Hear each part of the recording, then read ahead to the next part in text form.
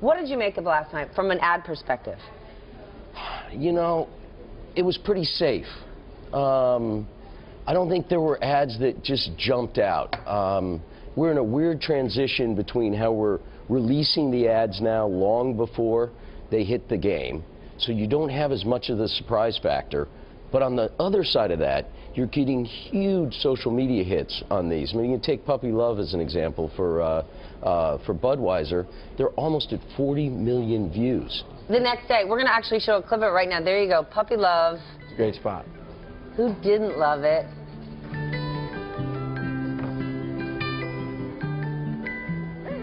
I mean, puppies, beer, horses. Yeah, I mean, it's kind of perfect. You take an iconic image like the Clydesdales, and then you add on puppies. I mean, you can't. It's a win-win. You absolutely cannot lose there. But for these companies who are asked to pay all this money, are they disincentivized to do it because you can just tweet for free? Look what JCPenney did last night. JCPenney did not spend $1. We haven't seen them make a smart strategic move, I don't know, ever.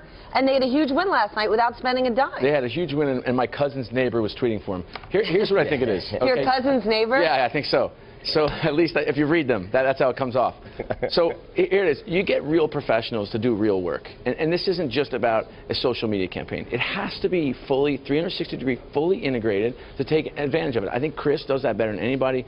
Can you talk a little bit about kind of your digital think tank you have in New Orleans and the kind of people we have? Like our 25-year-olds in this country right now are setting us up. We're gonna have a great run in the next 10 years. I agree. I've never been more excited about the talent that is in our business. In the advertising In the advertising business. We're pulling in new kids that they're digital natives. They live in this world where they just absolutely, there's no difference between creative or account or strategy. Everybody is making in this day and age, which is really exciting because it used to be the creatives made something. Now everybody makes something. So is there a formula?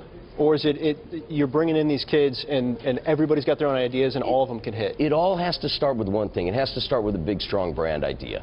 You know, another great idea last night, the execution was kind of fun, but the idea was great with Tim Tebow. Yeah. You're talking about, hey, I don't have a contract, and it hits just right at home with T-Mobile, so that's a strong idea, and then the executions were kind of... Can we talk about Coca-Cola and their same-sex marriage commercial, which I loved? Did you happen to see that? I was at the game last night, so I didn't see him live. It was wow, smart. Phil, like you're the only odd man out. Which one of these is not like the other? Phil wasn't. It was a beautiful night. I'm glad you guys all enjoyed it. Yeah. That's great. But conceptually, you have Coca-Cola, kind of the great American brand, taking on the only kind of socially acceptable bias left in the U.S., which is getting pounded on, which I think is a great challenge. Yeah. Any thoughts on, even having not seen the spot, as to what that message being sent by Coca-Cola? Well, Coke is an iconic brand and stands for America, not just in America but around the world. So for Coke to take a stand... I could buy the world of Coke. I can buy the world of Coke. I get it. Just open happiness. A lot of open happiness with Coca-Cola. Yeah. Now, you know, people talk about $4 million as an expensive platform. It's actually... I agree. It's actually inexpensive if you look at everything. I mean, here we are the next day. We're still talking about the ads. Yeah. But is it going to get us inside a Radio Shack store, right? We're talking about how much I love that ad. Are you going to go to Radio Shack this week? The challenge for Radio Shack is they have to live up to the promise. Okay? You're no longer going to be the 80s store. You better, if you do go in there because of that spot, it better not be the old 80s store. But then I turn to you two. Do you genuinely think people are going to walk into a Radio Shack because they got to see Kid and Play last night? I think they pass a Radio Shack now and they think about that commercial and maybe that draws them in. I agree, and I would say that when's the last time you thought of Radio Shack? That's okay. You're in at least you're in the conversation. You're in the consideration. I agree with you. And that's what last night's all about. Chris, can I ask? I was blown away. There was a Maserati ad last night, and it was right at the beginning of the game, which ended up being perfect. Because if you were advertising a third and fourth quarter, I'm sorry. I have not seen the overnights, but I'm guessing it dove pretty hard. I mean, it blew me away, not only because it was a really good ad that Twitter just blew up when it hit, but also Maserati advertising, a Super Bowl, guacamole, beer, chips, salsa, Maserati. Why? What's their rationale here? Why are they in on this? They're relaunching their brand, and if you want reappraisal of your brand, there is nothing like Super Bowl. I mean, you reach the largest audience.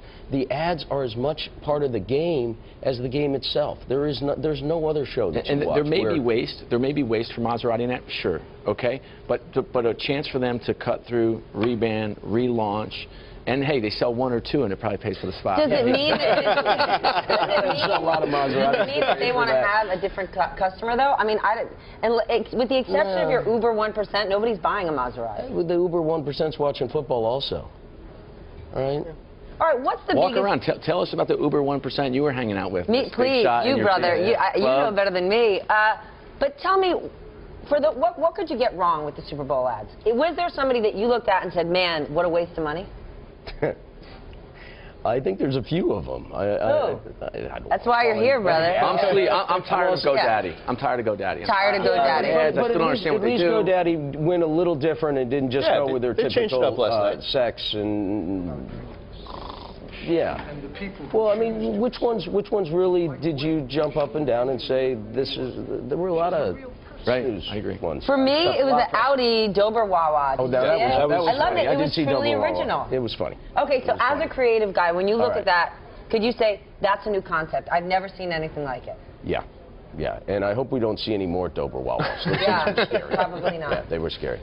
Do you think when you look at JCPenney, though, I want to take it back, more brands should do that, should get really creative and go the social media route? There were a few. There was a beer company that did a whole non-ad saying with a celebrity talking about how she was going to do a beer ad, but they didn't have the money, and so they stole a bit of a march before the game where people were watching it.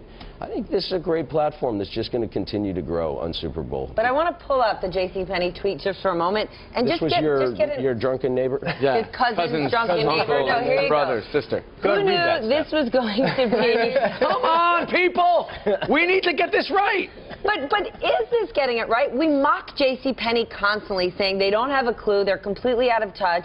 Do you think this means they're in touch? They're getting it. We like them. They have typos in their tweets. But you don't understand. Within 5 minutes, this thing was everywhere. Snickers was retweeting it. Everybody was retweeting it. Stop drunk testing. I'm going to start a campaign. That's my campaign. That's my $4 million spot next year.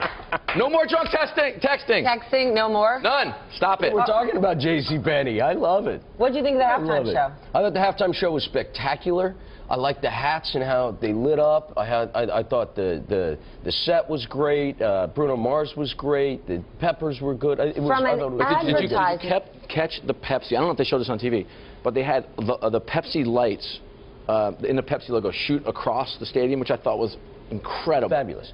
And they had everybody put on the hats. You were there. Did you put on the hat? I put on my hat. But what does that do for Pepsi? I was in a suite. We didn't get hats. Does that? Sorry. Wow, I was in one too. We did get hats. I was in a suite. We got hats. You must. I guess just you didn't. Sorry. But from an advertising perspective, what does that do for Pepsi? Oh, I think it's great for Pepsi. You know, Coke's my client, so I can't go on too much about how good it was. But I thought it was really. I thought it did a nice job for Pepsi. I think Pepsi is always trying to define the now in music. And they do it by halftime. But could Pepsi have gotten more exposure somehow? And maybe they did on television, but in the arena, other than that flying logo, is there something that you would have thought through and did? Yeah, you know, I'm not sure that the arena is where you want to get the exposure. They get plenty around.